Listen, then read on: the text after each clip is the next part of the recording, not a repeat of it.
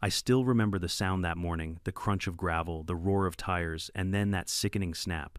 My private property sign lay split clean in half dust, rising behind a shiny white SUV with an HOA logo plastered on the door. Behind the wheel sat Claire Phillips, the self-declared queen of Whispering Pines, driving across my land like she owned the whole county. She didn't even slow down, just gave me that smug little wave through her tinted window, the kind that says, "You can't stop me." And right then something inside me cracked louder than that signpost. 15 years of hard work bulldozing this dirt road by hand, protecting every inch of my ranch gone under her tires like it was nothing. That was the exact moment I stopped being polite. If Claire wanted a shortcut across my land, then I was going to give her one. Straight down. Before we dig into this wild HOA story, tell me where you're watching from. Drop your city and local time in the comments, and don't forget to subscribe so you won't miss how this showdown ends. If you've ever lived on a piece of land long enough, you start to feel every inch of it like it's part of your own skin. For me, that dirt road running from the highway down to my barn wasn't just a path, it was history. I'd spent 15 years keeping it alive. When the summer storms washed it out, I was the one out there at dawn with my old grader scraping, leveling, patching it up so the feed truck could make it through. That road was my artery, my pride, my peace. And for 15 years, not a soul disturbed it. Then she arrived. The new HOA subdivision popped up over the creek last year, one of those modern luxury communities that looks like somebody photocopied the same beige box 100 times and called it Progress. They named it Whispering Pines. I swear to God, there isn't a single pine tree within 3 miles. But that didn't stop people from paying good money to live there, and didn't stop Claire Phillips from making herself the self-appointed sheriff of suburban order. At first, I barely noticed her. I'd see the occasional car on the far ridge, maybe a golf cart wandering too close to my fence. But one morning there, it was a fresh set of tire tracks running right through the middle of my dirt road. I followed them down the stretch, and they ended where my property line met the HOA's back gate. I told myself it was a one-time mistake. Maybe some new resident got lost trying to find the main exit. Happens all the time. I even chuckled about it. But then it happened again, and again, and again. Every morning around 7:30 like clockwork, a white SUV with chrome trim would appear from the HOA side, kicking up a cloud of dust as it barreled straight across my road. Sometimes she'd slow down just enough to flash that fake friendly wave. Most days she didn't even bother. She'd blast music loud enough to spook the cattle roll through the intersection and disappear into the highway like she owned it. At first, I just stood there, bucket of feed and hand mouth open, watching her. You know that feeling when you can't believe someone's actually doing what you're seeing. It's like watching a squirrel rob a bird feeder in broad daylight, staring you right in the eyes while it does it. That's exactly what it felt like. So I did what any reasonable man would do. I put up a sign, big bold letters, private road, no trespassing. I planted it right in the middle of the curve, where she always passed through. Clean, simple, impossible to miss. The next morning the SUV rolled through again, and the sign was gone. I found it a few hours later, snapped clean in half, hidden behind my hay bales like a trophy. That's when I realized this wasn't ignorance. It was arrogance. That night, I was sitting on my porch watching the sun bleed out over the hills, and I saw the headlights again, bouncing, cutting across the field like 2 angry eyes. She didn't even slow down for the ruts, just sailed through a dust trail glittering in her wake. The next morning I decided to stop her. I parked my truck across the road near the bend and waited. Sure enough, 7:02 a.m., there she was. I waved both hands to get her attention. She slowed down, rolled the window halfway, and gave me that practiced smile the kind politicians use when they're about to lie to your face. "Morning, Mr. Rogers, is it?" she said. "Everything okay?" "Not really," I told her. "You're driving on private property. This road isn't public, it's mine." She tilted her head like I'd just told her the sky was green. "Oh, come on now. We're all neighbors, aren't we? What's a little dirt between friends?" That sentence burned into my brain. What's a little dirt between friends? I stood there speechless for a moment, trying to decide whether to laugh or yell. I managed neither. I just said, "Ma'am, this isn't a shortcut. It's a working ranch road. Please stop using it." She smiled wider. "Well, I'll see what the board says." And with that, she drove off, tires spinning, dust flying straight into my face. The board, as she called it, turned out to be the HOA council, a handful of retirees with clipboards and too much free time, all living under Claire's thumb. Over the next week, I noticed more of them showing up, stopping near my fence, pointing, whispering, measuring distances like they were planning an invasion. A few days later, I came home from the feed store to find something that made my blood run cold. Right at the mouth of my road stood Claire and 3 HOA members holding papers and sipping iced lattes like they were hosting a picnic. I slowed my truck, rolled down the window, and said, "Can I help you folks?" Claire smiled, that same porcelain smile. "Oh, Brandon, hi, we're just holding a quick community vote. The board decided it would be mutually beneficial to open your access road for neighborhood convenience. We're calling it a shared easement proposal." I laughed. I couldn't help it. I thought it was a joke. But then I saw her clipboard signatures, bullet points, HOA letterhead. That laughter turned to something else entirely. That night after I'd fed the horses and closed the barn, I walked to my mailbox. Inside was a letter, no county seal, no lawyer's mark. Just an HOA logo at the top printed in Comic Sans, for crying out loud. "Dear Mr. Rogers," it read, "the HOA board has officially voted to incorporate your ranch road as part of the Whispering Pines community travel access. Any resistance or obstruction will be treated as non-compliance with community guidelines. Cooperation is expected. Thank you for your understanding." It was signed, "Sincerely, Claire Phillips, President, Whispering Pines HOA," with a smiley face drawn next to her name, a smiley face. I sat there on the porch, letter in one hand, beer in the other, staring at that stretch of dirt road glowing under the moonlight. I could hear the crickets, the distant moo of a cow, and somewhere far off the faint hum of an HOA SUV idling like a threat. That's when it hit me. Claire didn't just want convenience, she wanted control. See, folks like her don't see land the way people like me do. To her, it's not soil or sweat, it's lines on a map she thinks she can redraw with enough votes and a confident tone. Well, I wasn't raised to bow to that. By the time I finished that beer, I'd made up my mind. No more warnings, no more signs, no more polite chats. If she wanted a shortcut through my life, I was about to give her one she'd never forget. The next morning, I picked up the phone and called Derek Miller, my oldest friend, and the only man I knew who owned a backhoe and an unlimited sense of humor. When he answered, all I said was, "Derek, you ever feel like teaching karma how to dig?" There was a pause then. His deep laugh crackled through the line. "Brandon," he said, "tell me when and how deep." And just like that, the seed of my revenge was planted. I looked out over the land again, the long, winding road that had carried me through every season, every storm, every bit of blood and sweat. It wasn't just dirt, it was mine. And if I had to dig a hole to remind someone of that, then so be it. There's a special kind of silence that comes before a storm, the kind that hums in your bones, warning you that something stupid is about to happen. For me, that silence came 2 days after the Comic Sans letter showed up. It was a Friday morning, and I was patching the fence near the creek when I heard voices, dozens of them, drifting across the wind. When I looked up, I saw a group of people standing right on my land, folding chairs, clipboards, balloons. At first, I thought maybe they were filming one of those overly cheerful HOA promotional videos, Whispering Pines where community thrives. But then I spotted Claire Phillips standing in the center like a general before battle, wearing a pink blazer and holding a megaphone. I wiped the sweat off my brow and muttered, "Oh, this ought to be good." As I got closer, I saw a folding table with a banner hanging across it. Community Access Vote, Making Progress Together. There were coffee cups, printed forms, and even a little donation jar labeled, "Help Pave Our Future, Morning." Brandon, Claire chirped as I approached. "Perfect timing, we're just about to start the vote." "The vote?" I asked, looking around. "On what exactly?" She smiled sweetly as if she were explaining something to a slow child. "On integrating your road as a shared access point. We're all neighbors here, and the HOA board believes community connectivity is essential for harmony." "Claire," I said slowly, "you're standing on private land." "Oh, don't be silly," she laughed. "The board already agreed this portion is part of the common easement. We're just finalizing it democratically." I couldn't believe what I was hearing. A democratic vote to take my road. "You can't just vote on someone else's property," I said, half laughing, half fuming. She gave me that syrupy tone again. "Well, actually, Brandon, the HOA charter allows us to make recommendations that align with community needs. Once we file the motion with the county, it's just a matter of formality." "Formality," I repeated, staring at her like she'd grown a second head. "You think you can just declare ownership because it's convenient?" "Not ownership," she corrected, tapping her clipboard. "Integration." Behind her, a few HOA members nodded solemnly, sipping their coffees like they were witnessing a spiritual ceremony. That's when I knew Claire wasn't just delusional. She was dangerous.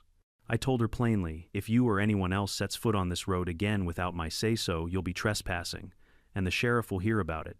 She smiled as if I'd complimented her outfit. "Oh, Brandon, you really should relax more. You're letting negativity cloud your energy."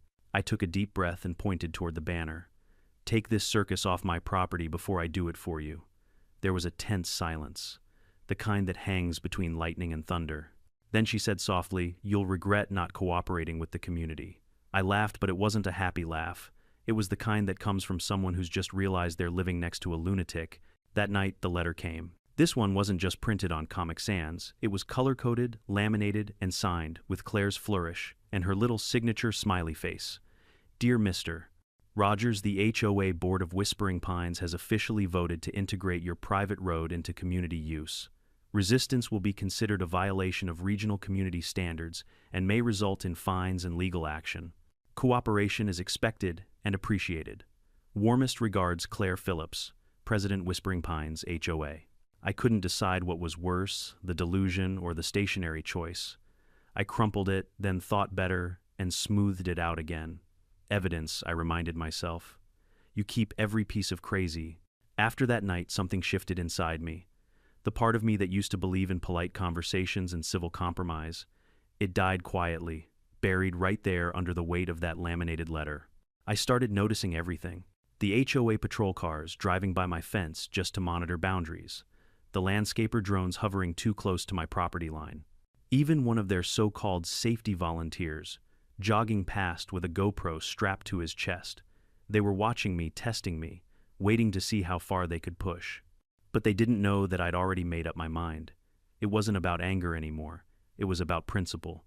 If someone could take your property just by voting loud enough, what was the point of owning anything at all?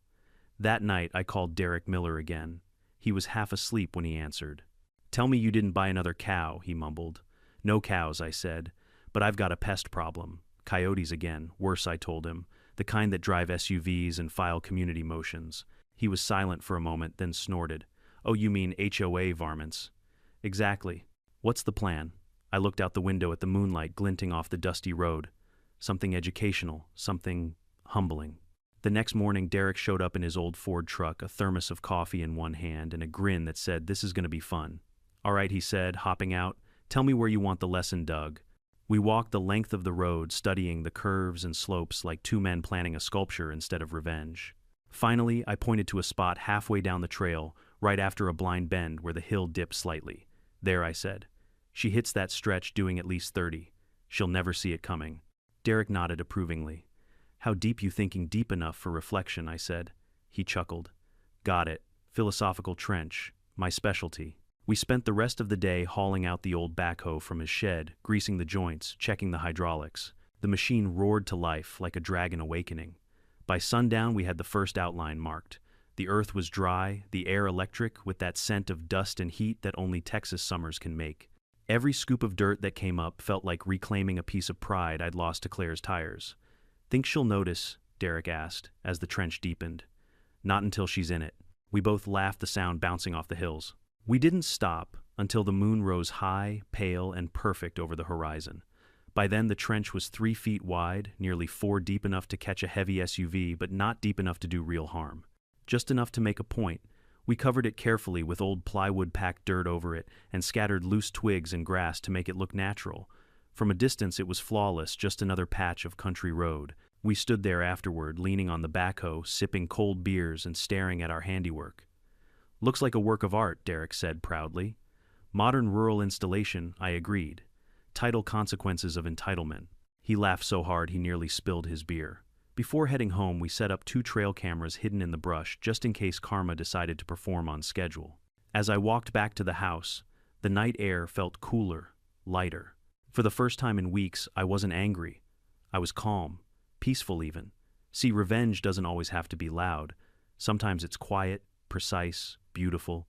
The next day I woke before sunrise, brewed a pot of strong black coffee, and pulled a couple of folding lawn chairs out by the barn. Derek showed up a few minutes later, donuts in hand, grin wide as ever. "You think today's the day?" he asked. "Oh, it's Friday," I said. "And Claire Phillips doesn't miss her Friday yoga class." We settled in behind a line of hay bales, cameras rolling, waiting. The sun crept higher, burning gold across the fields. The cows grazed. The wind was still. The world for once felt balanced, like nature itself was holding its breath. Then, in the distance, we heard it. That familiar roar of tires, the faint thump of bass, and the high-pitched voice of a woman yelling affirmations to a podcast host about manifesting her power. Claire Phillips was on her way. The sound of that SUV grew louder with every passing second, a deep mechanical growl mixed with pop music and entitlement. I swear I could almost smell the perfume and arrogance coming before I even saw the car. Derek nudged me from behind the hay bales, whispering, "Here comes the Queen of Asphalt." Through the shimmering heat waves, Claire's white HOA-issued SUV appeared over the hill sunlight, flashing off its chrome like a beacon of self-righteousness. She was right on schedule, yoga mat in the passenger seat, iced latte in the cup holder, sunglasses big enough to cover half her face. $10 says she's on speakerphone, Derek muttered. Make it 20, I said. And she's bragging. Sure enough, as she approached the curve, we heard her voice shouting into the phone about setting boundaries with people who don't understand community cooperation. The irony nearly made me choke on my coffee. The SUV hit the bend fast, too fast. She didn't slow down, not even for a second. The front tires rolled onto the plywood, the faintest creak echoing across the still air. Then came the sound I'd been waiting for. Crack. It was like thunder ripping through the valley.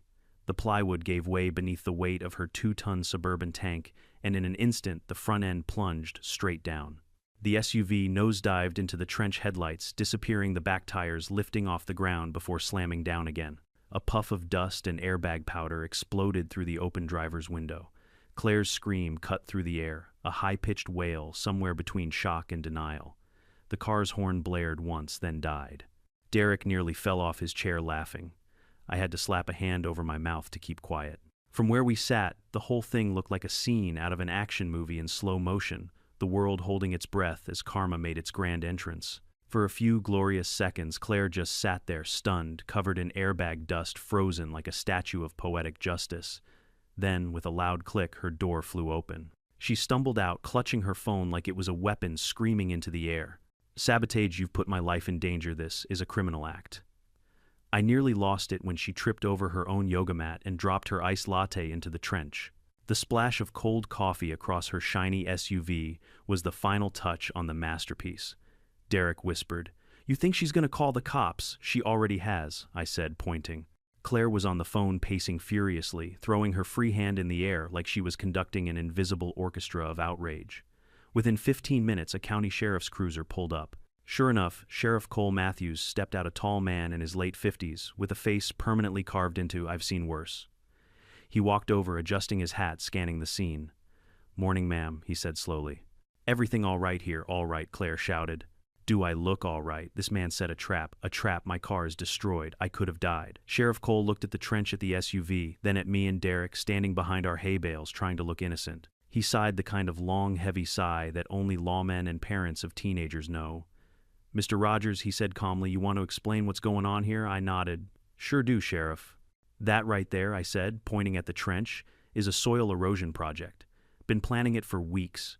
This here's private property, and she's been trespassing every day for months." Claire gasped like I'd accused her of witchcraft. "Erosion project. Don't insult my intelligence." "This was intentional. You can't just dig holes on a public road." Sheriff Cole raised an eyebrow. "Public road," he turned to me. "That true?" "No, sir," I said, pulling a folded county map from my back pocket, already laminated just in case. "Here's my property line. The road's been mine since 2009. Deeds on file at the clerk's office." Cole studied it, tracing the red boundary line with his finger. Then he looked at Claire. "Ma'am, this here's Rogers' land. You don't have legal access through it." Claire's jaw dropped. "That's ridiculous. We're all part of the same community." Cole nodded slowly. "Except he's not in your HOA. And unless your community charter overrules county property law, which I doubt, this road ain't yours." Derek snorted behind me. I elbowed him before he could say something stupid. Claire turned bright red, waving her phone around. "I demand an investigation. This is a violation of safety standards. He endangered me, my vehicle, and the integrity of the neighborhood." Cole pinched the bridge of his nose. "Ma'am, I'll file a report if you want. But from where I'm standing, it looks like you drove into an active work site that didn't belong to you. You're taking his side, I'm taking the law's side," he said firmly. There was a long silence. Then, in the calmest tone imaginable, Cole said, "You might want to call a tow truck." Claire looked like she might explode. "Oh, I will." "And you haven't heard the last of this, Sheriff?" He nodded. "Ma'am, I hope not. I could use the entertainment." Derek let out a wheezing laugh that turned into a cough. Claire spun on her heel, stomped back to her SUV, and tried to reverse, but the wheels only spun helplessly, flinging mud everywhere. One particularly wet clump splattered across her pink blazer. The look on her face priceless. Cole looked back at me with a faint smirk. "Nice ditch," he said quietly. "Mind if I borrow the idea for my driveway? Keeps the door-to-door salesman off." I grinned. "Be my guest." As he drove off, Claire stood by her half-buried SUV, fuming, shouting into her phone. The tow truck arrived 20 minutes later. The driver took one look at the scene, scratched his beard, and said, "Lady, this thing's not coming out without a crane." Claire's scream echoed across the fields again, loud enough to startle the cows. By the time the sun dipped low, her car was still half submerged, and she was still pacing. Derek and I watched the whole thing from the porch, drinking cold beer, barely able to breathe from laughing so hard. "Think she'll learn her lesson?" Derek asked. I stared at the trench, at the car, at the woman still waving her arms like a preacher mid-sermon. "No," I said, "but it's a start." That night, I walked out to the road under the full moon. The trench looked beautiful, a perfect scar on the earth, poetic and precise. I could still see the deep tire grooves where her SUV had gone under. The scent of oil, dirt, and victory hung in the air. I leaned against the fence post, smiling. "You brought this on yourself, Claire." Then I heard it faint at first, then clearer, the distant wail of another vehicle coming down the highway. The tow truck. "Guess we're not done yet," I muttered. Over the next hour, I watched them struggle. The tow driver sweating under the headlights, shouting instructions, while Claire barked orders like a general in pink armor. The winch strained. The chain clanged. The mud refused to let go. At one point, the tow truck's rear tires lifted an inch off the ground. The driver killed the engine, swore under his breath, and said, "Lady, this car ain't moving tonight. I'll be back in the morning with backup." Claire stared at him, horrified. "You're leaving it here," he shrugged. "Unless you got a helicopter handy." Derek, standing beside me, whispered, "You think she'll sleep out here with it?" I chuckled. "Wouldn't surprise me." We turned and walked back toward the house, the laughter still bubbling out of us like kids who'd just gotten away with something huge. But beneath the humor, there was a flicker of something deeper satisfaction. Not the mean kind, the righteous kind. The kind that comes from finally standing your ground and watching justice sink one tire at a time. As we reached the porch, Derek raised his beer.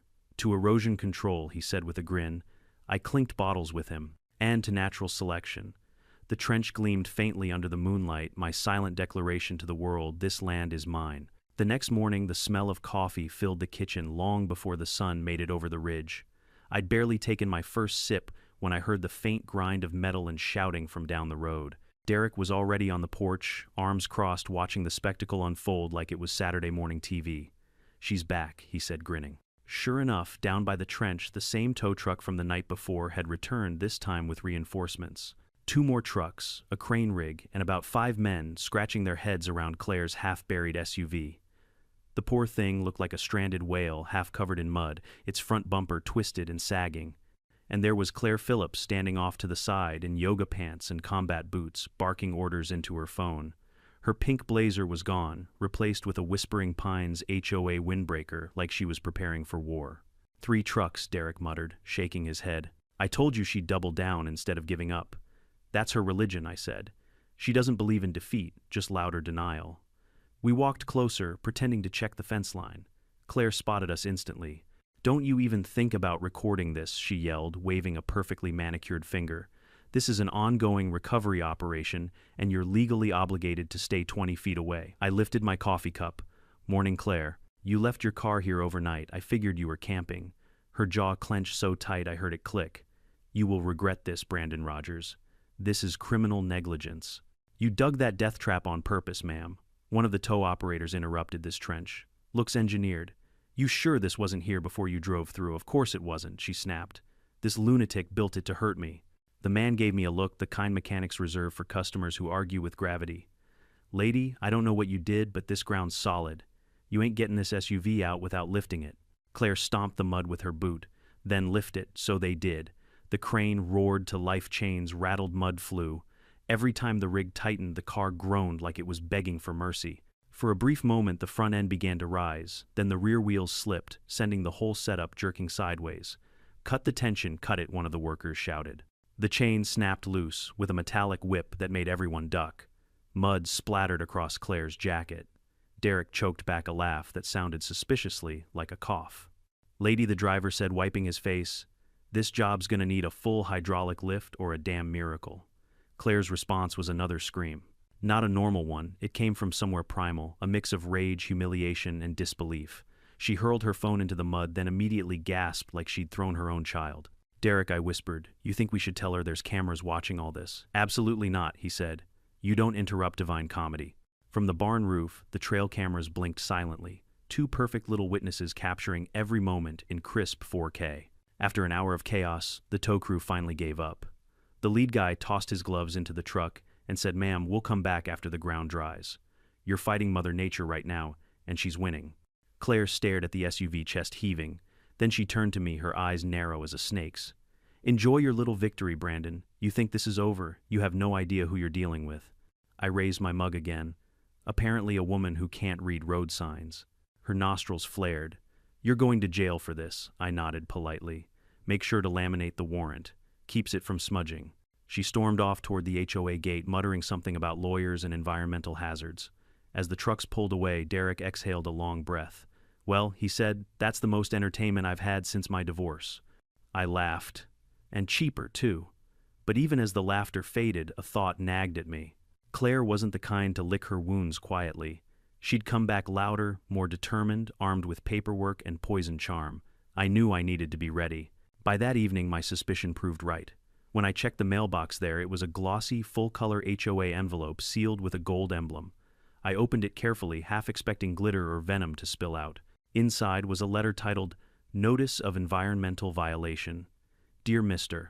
Rogers, the Whispering Pines Homeowners Association has received multiple complaints regarding hazardous environmental conditions created by unauthorized excavation activities adjacent to community boundaries. Your so-called erosion trench poses a risk to neighborhood safety and violates Section 4.2 of Regional Landscaping Ordinances. You are hereby fined $100 per day until the trench is filled and restored. Additionally, the HOA board has voted to demand immediate easement access through your road for community safety purposes. Failure to comply may result in legal action." It was signed, of course, Claire Phillips, HOA president, with her trademark smiley face below it. Derek read over my shoulder, snorted, and said, "She really thinks she's the county now." "Oh, it gets better," I said, flipping to the second page. "She's quoting ordinances that don't even exist. Section 4.2 refers to recycling bins." We both laughed so hard. Boomer, my old hound dog, started barking from the porch. Still, the letter was a warning shot. Claire was escalating, trying to bury me under paperwork where her SUV had failed. The next morning, things got weirder. A sleek gray Prius pulled up outside my gate, kicking up dust. A short, round man in a cheap suit stepped out, clutching a leather briefcase like it was a life preserver. "Good morning," he said nervously. "I'm Douglas Phillips, legal counsel for the Whispering Pines HOA." I raised an eyebrow. "Phillips, any relation?" He adjusted his crooked tie. "Cousin." "Of course," I said. He opened the briefcase with exaggerated care and pulled out a stack of papers. "These are official cease and desist orders. You've been served." I skimmed the top page. The grammar was worse than the Comic Sans letter. "Doug, you know this isn't valid, right? This road's mine. The trench is on my land. You don't have jurisdiction here." He cleared his throat. "Well, the HOA has certain shared—" "Doug," I interrupted gently. "Do you even have a law degree?" He froze. "Working on it." "Community college." He nodded slowly. "Night classes. Thought so." I handed the papers back. "Tell Claire that if she wants to keep playing attorney, she should at least hire one who's past the bar, not the smoothie bar." Doug blinked, unsure whether to be offended or take notes. He mumbled something about reassessing legal frameworks, turned around, and immediately scraped the bumper of his Prius on a tree root while trying to leave. Derek leaned on the fence laughing until tears ran down his face. This is better than cable. But I wasn't laughing. Not entirely. Because if there's one thing I've learned about people like Claire, it's that they don't quit. They regroup. They recruit. And sooner or later, they find some loophole to exploit. That night, as I sat on the porch with Boomer's head resting on my boot, I stared out at the moonlit trench. The edges were crisp, the dirt perfectly dry. It looked less like a hole and more like a statement carved into the earth. Still, Derek's earlier words echoed in my mind. "She'll find something. These HOA types always do." I didn't sleep much that night. My brain kept turning over the same worry: old land deeds, old maps, forgotten easements. What if there was something buried in the paperwork that could give her a foothold? By dawn, I had my answer. I wasn't going to wait to find out. I grabbed my truck keys, packed a thermos of coffee, and headed straight for the county clerk's office. If Claire wanted a war, I was going to make sure I knew every inch of the battlefield. The county clerk's office was one of those buildings that smelled like old paper and slow time. Dust motes floated in the morning sunlight, cutting through the blinds, and somewhere behind the counter an ancient printer hummed like it was powered by spite and duct tape. I gave the clerk my best polite smile. "Morning, ma'am. I'm looking for all recorded easements and property agreements tied to Rogers Ranch parcel number 47B, bordering the Whispering Pines development." She looked at me over her bifocals, chewing on the end of a pen. "That the one with the HOA drama?" I blinked. "Already made the news. Small town, honey," she said, smirking. "Everybody's rooting for you. Give me a few minutes." She disappeared into the archives, leaving me at the counter with a steaming cup of clerk-brewed coffee and a lot of nervous thoughts. See, I wasn't worried about losing my land. I owned every inch of it fair and square. But paperwork has a funny way of biting you years later. One old signature, one buried clause, and suddenly your freedom becomes someone else's footpath. It took her 2 hours to bring it all out. File boxes stacked like dusty tombstones of bureaucracy. Deeds, surveys, plat maps, handwritten notes from the 70s, even a couple of faded Polaroids showing the land before the HOA ever existed. I spent the entire afternoon flipping pages, the smell of old ink mixing with coffee and tension. By the 5th binder, I found something that made my heart stop for a second. A document titled Easement Agreement, Whispering Pines Development 1976. I read every word twice, then once more for good measure. Turns out, when the developers first bought that land 50 years ago, they'd signed a very specific contract. It said that as a condition for construction, they were required to build their own access road to the main highway and explicitly barred from using or modifying any pre-existing private agricultural roads. In plain English, the HOA's shared access dream was dead before it started. There it was in black ink and county seal. Valid, notarized, never revoked. I laughed out loud, an honest, belly-deep laugh that made the clerk poke her head out from the back room. "You okay out there, mister?" "Roger's better than okay," I said, holding the document up like a trophy. "You just saved a man from insanity." She grinned. "Good for you. Folks like that HOA lady could use a little lesson in boundaries." "Trust me," I said, sliding the papers into my bag. "She's about to get one laminated." I drove straight home, the wind whistling through the cracked window, that yellowed document sitting on the passenger seat like a holy relic. When I pulled into the driveway, Derek was out by the barn tightening a bolt on his backhoe. "Find anything?" he asked, wiping grease on his jeans. "Oh, I found something," I said, handing him the paper. He squinted at it. "Let me guess. Says she's not allowed within 10 miles of Sanity." "Close enough," I said. "Turns out, the developers signed away any right to touch this road decades ago. The HOA's been trespassing on a legal no-go zone since day one." Derek let out a low whistle. "Well, I'll be damned." "You planning to frame that? Frame it? I'm gonna laminate it, make copies, and mail one to every HOA house with a Christmas card." We both burst out laughing. That afternoon, I decided it was time for a personal delivery. I tucked the laminated copy into a manila folder and drove down toward the Whispering Pines gate. There she was, Claire Phillips, standing by her mailbox in a pressed linen outfit, talking loudly on her phone about property rights and community vision. When she saw my truck, her smile faltered. I stepped out calm as a preacher on Sunday. "Morning, Claire." She straightened, voice dripping with sugar. "Mr. Rogers, I hope you've come to apologize for the destruction you caused."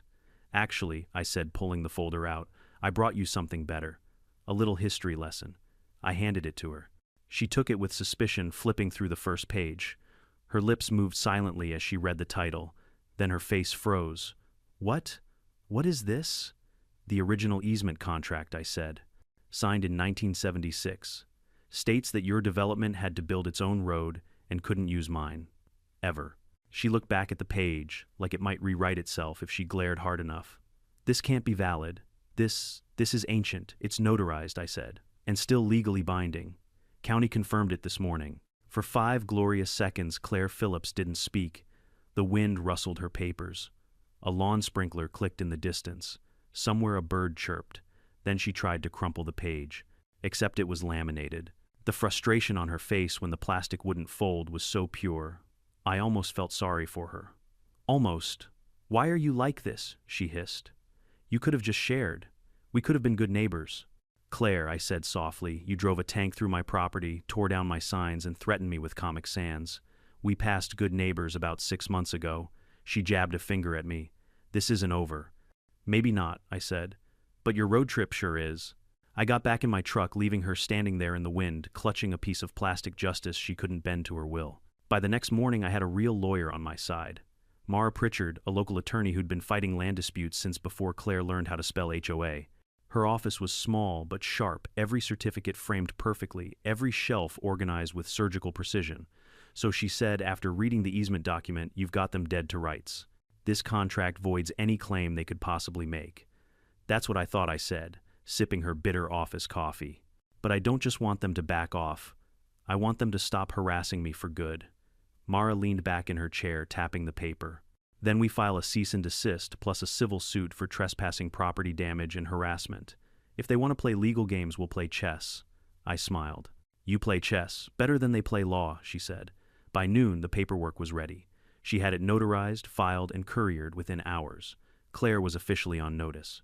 2 days later, Derek and I were fixing a fence when a county deputy pulled up in a dusty cruiser. He stepped out holding a stack of envelopes. "Delivery for a Miss Claire Phillips," he said. "Guess she's getting served." We followed him down the road just far enough to watch the show. Claire was in her front yard trimming bushes and pretending not to see him. When the deputy stopped and said, "Ma'am, these are for you," she froze mid-snip. "What is this?" she demanded. He handed over the papers with the kind of detached politeness only law enforcement can manage. Official notice from the county court. "You're being sued by Mr. Rogers." Her mouth fell open. "Sued for what? Harassment, trespassing, and property damage," he said matter-of-factly. "You'll find the details inside." Then, with perfect comedic timing, he tipped his hat and added, "Have a blessed day."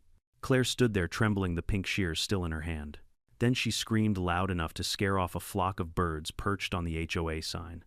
Derek whispered, "You think she's calling her cousin again? Oh, Doug's already printing out new Comic Sans." That night I sat on my porch watching the sunset spill orange light across the ranch. The trench glowed faintly in the distance, wildflowers starting to sprout along its edges. For the first time in months, the air felt peaceful. The land felt quiet. I wasn't naive. I knew Claire wouldn't go down easy. But this time I wasn't playing defense.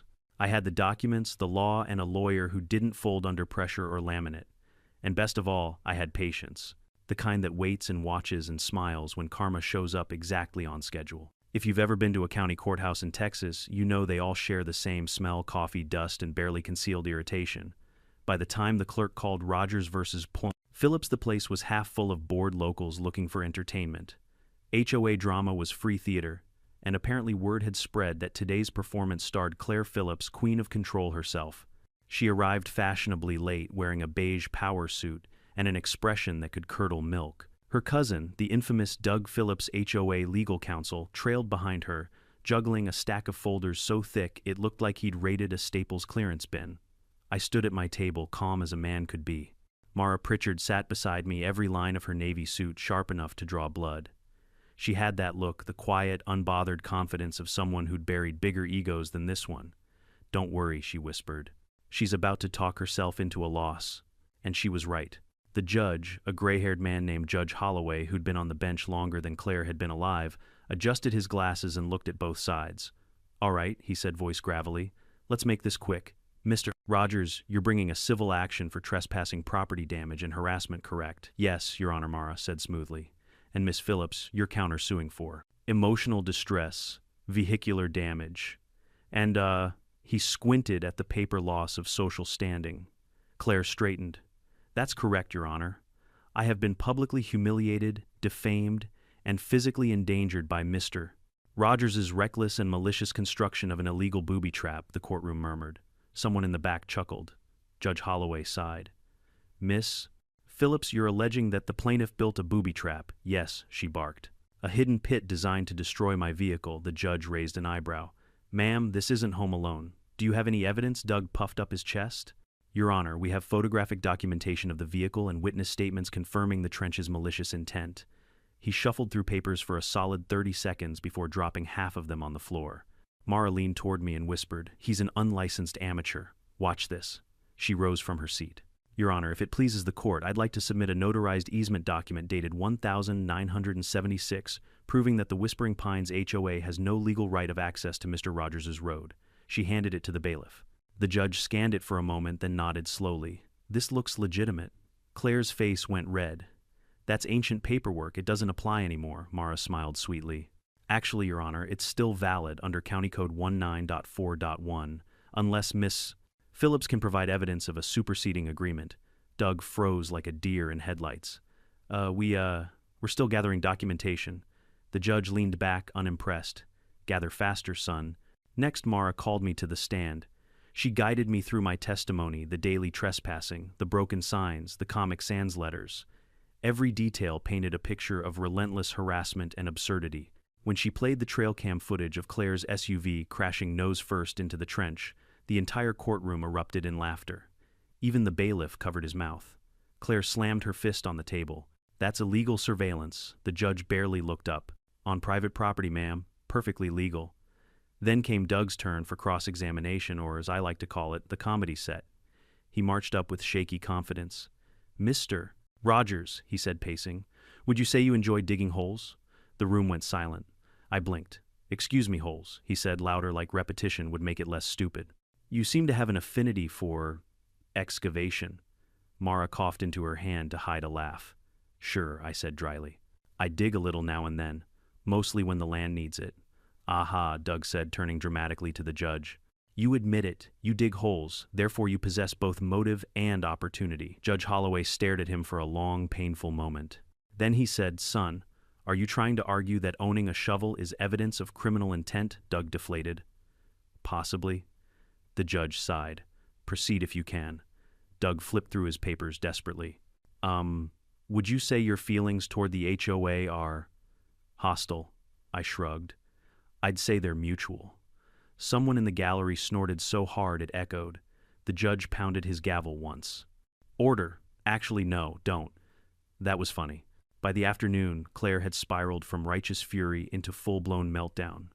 She accused me of wiretapping her SUV, colluding with the sheriff, and psychological warfare through landscaping. Mara sat with her hands folded, letting Claire's monologue burn itself out. When the judge finally cut her off, you could have heard a pin drop. Miss Phillips, he said, voice calm but cold. Do you have any verifiable evidence that Mr. Rogers acted unlawfully? Her eyes darted. My word should be enough. It isn't, he replied. Not in this courtroom. He turned to me. Mr. Rogers, you've been patient through all this. Anything else you'd like to add? I pulled a folder from my bag, the laminated easement, the photos, the letters, the video stills of her tearing down my sign. Just these, Your Honor. Proof that every inch of this land is mine, and proof that she's ignored every warning I gave. The judge looked through them slowly, then set his glasses down. I've seen enough. He cleared his throat. This court finds in favor of the plaintiff, Mr. Rogers. The Whispering Pines HOA and Miss Phillips are ordered to pay damages for property destruction and harassment. Furthermore, the HOA will issue a formal written apology and is prohibited from accessing or modifying Mr. Rogers' land in any capacity. Claire gasped like a fish out of water. You can't do this. I'm the president of... Not anymore, the judge interrupted. Effective immediately, Miss. Phillips is removed from her position and barred from holding any HOA office for the next 10 years. Doug looked like he wanted to vanish into the floor. As the gavel fell, a wave of relief hit me like cool rain after a long drought. It was over legally, publicly, undeniably over. Claire, however, didn't take defeat gracefully. She shouted, "This is corruption," and stormed out, tripping over her oversized purse. The courtroom burst into laughter. Even Judge Holloway cracked a grin. Mara leaned toward me. Congratulations, Brandon. That was surgical. I smiled. You made it easy. Outside the sun was bright and hot. Reporters from the local paper were already waiting. Apparently Trenchgate had become a small-town legend. Derek showed up too, wearing a t-shirt he'd had custom-made overnight. Across the chest in bold letters it read, "Trenched by Claire." He handed me one. Figured you'd want the matching set. We stood on the courthouse steps grinning like idiots while the reporters snapped photos. By sundown, the clip of Claire being served, screaming at the deputy, yelling at a squirrel tripping over her purse, had hit 3 million views online. Comments poured in. Karma drives a tow truck. HOA equals hole of arrogance. Trench him, Brandon. I couldn't stop laughing. For the first time in months, my phone notifications weren't HOA threats, they were people cheering. But the best part wasn't the fame. It was the silence that followed. For weeks after the verdict, not a single HOA member came near my road. The trespassing stopped. The fake letters stopped. The peace returned, the kind that hums like wind through tall grass, gentle and deserved. When I asked Sheriff Cole if he'd heard from Claire, he chuckled. Last I heard, she's packing up her house. Says she's moving somewhere with more civilized neighbors. Florida, I guessed. Bingo. He paused, then added with a grin, "Y'all did good, Rogers. Not many people can say they won a war with an HOA. I smiled, looking out across my land. The trench gleamed in the distance, now filled with soft rainwater and a few wildflowers blooming along the rim. Maybe it wasn't just a hole. Maybe it was a monument, a reminder that some lines shouldn't be crossed, and if they are, you'd better be ready to fall in. A month after the courtroom circus ended, the ranch finally felt like itself again. Mornings were quiet. The only sounds were the low hum of bees drifting between the wildflowers and Boomer's lazy bark at the mail truck. For the first time in a long time, I could drink my coffee without wondering what fresh nonsense would land in my mailbox. Derek still came by most evenings. He'd moved into the old guest house behind the barn, said the quiet suited him, and the rent was unbeatable. Some nights we'd sit on the porch, beer bottles sweating on the railing, watching the sun sink behind the ridge where the trench lay. The wildflowers had taken it over now, a bright ring of yellow and purple wrapped around a dark scar of earth that once swallowed a queen-sized SUV whole. People still talked about it. Apparently the story had gone viral far beyond our little county. Someone uploaded the courtroom footage, spliced with the dash cam videos, and trail camera clips set it to dramatic music, called it HOA. Karen Meets the Trench of Justice. Within a week, it had 10 million views and counting. I didn't post it myself, but I wasn't about to complain. "Guess we're famous," Derek said one night, scrolling through his phone. "You've officially become a meme," I laughed. "What's the caption?" He read aloud. "When they say no trespassing, but you hear character development, we both lost it. But fame or not, the piece that followed was what mattered most." The HOA went quiet. Their new interim president, a mild-mannered retiree named Harold Jennings, reached out to me with something I never thought I'd hear from that community, an apology. He came by in person, hat in hand, and said, "Mr. Rogers, I just want to say we're sorry for all that foolishness. The new board's cutting ties with Claire's policies." I shook his hand. "Appreciated, Harold. You build your own road yet?" he chuckled. "Underway. The county approved it last week. Should have done it from the start. I wanted to be bitter, but the truth was, I didn't have it in me anymore. The fight was over.